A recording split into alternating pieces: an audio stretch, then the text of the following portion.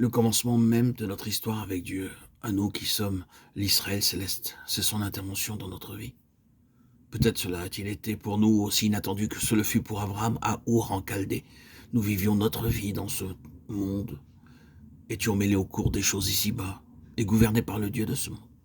Nous étions tout simplement là, dans une grande foule, et alors Dieu est intervenu.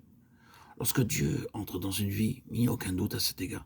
C'est un point tournant dans notre histoire et la nature du changement. C'est que nous n'appartenons plus à ce monde. Nous sommes devenus membres d'un nouvel Israël, d'un peuple céleste dont la nature est spirituelle.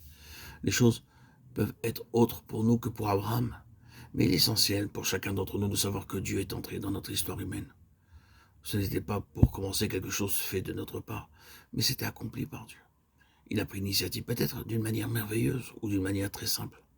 Cela peut appartenir à un moment dans le temps où cela a pu se faire durant des jours, des semaines ou des mois.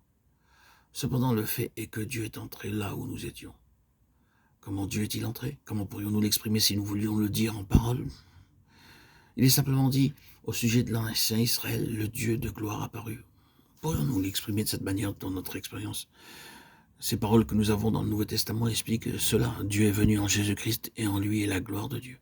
Et lorsque nous avons vu Jésus-Christ, nous sommes entrés en contact avec le Dieu de gloire.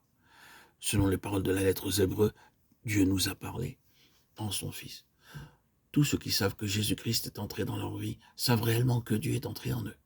Ainsi, Jean, après avoir dit que la parole a été faite chair et a habité parmi nous, dit « Et nous avons contemplé sa gloire, une gloire telle qu'est celle du Fils unique, venu d'auprès du Père. » Et qu'est-ce que la gloire? Jean continue et dit « Pleine de grâce et de vérité. » Nous voyons que dans le Nouveau Testament, la grâce et la gloire sont toujours unies. Si nous voulons savoir ce qu'est la gloire de Dieu, oui, elle est la grâce de Dieu. Et si nous voulons savoir ce qu'est la grâce de Dieu, elle réside dans la gloire de Dieu. C'est la gloire de Dieu que d'être rempli de grâce. Et lorsque nous connaissons la grâce de Dieu, oui, nous connaissons sa gloire. La gloire de Dieu se manifestera toujours dans la ligne de la grâce, et c'est ainsi, à cause de la grâce, que nous pourrons dire, nous avons contemplé sa gloire. Peut-être savons-nous que ce mot de gloire est l'un des mots les plus grands dans l'évangile de Jean. Si nous ne l'avons jamais fait, je vous conseille de relire l'évangile de Jean et de souligner ce mot.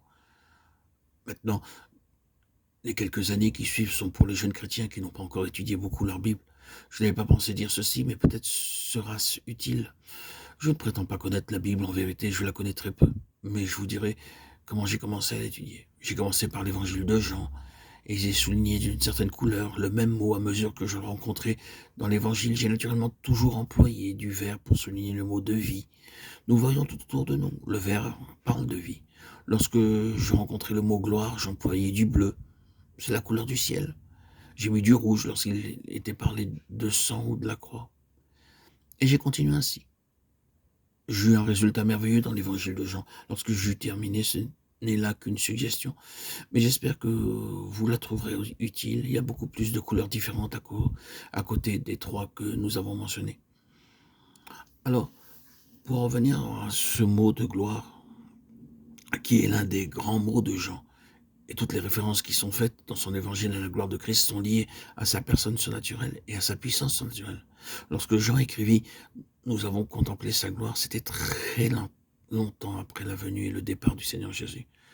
L'évangile de Jean est l'un des derniers livres du Nouveau Testament. Tous les autres apôtres étaient sans doute auprès du Seigneur. Lorsque Jean l'écrivit, il envoyait donc toute cette histoire et exprimait ses impressions en paroles, et tandis qu'il pensait au Seigneur,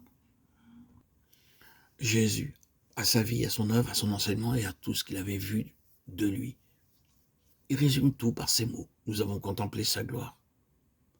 Comment Jean a-t-il contemplé la gloire du Seigneur Jésus? Il l'a fait à bien des reprises et par une série de situations humainement impossibles. C'est là une autre ligne d'étude pour nous.